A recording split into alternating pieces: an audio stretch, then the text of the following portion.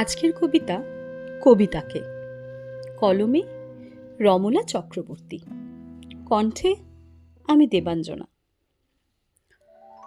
তোমায় যখন আমি খুঁজি, দাও না তখন ধরা। ক্লান্ত আমি ঘুমিয়ে গেলে পাই যে তোমার সারা। জাগতে আমার ইচ্ছে হয় না, তবু চাপটে ধরি। ফুরুত করে উড়ে গেলে তখন কি বা করি? টুকরো টুকরো ছেঁড়া পাতা হাতের কাছে পাই, মশির মালিক হাতে নিয়ে তোমায় দিই ঠাই। হঠাৎ যখন ঘুম ভাঙে, দেখে তুমি নেই। কোথায় আমার মশিমোহন? নষ্ট হয় মাথা, খাটের তলায় লুকিয়ে লুকিয়ে শুধুই আড়ি পাতা।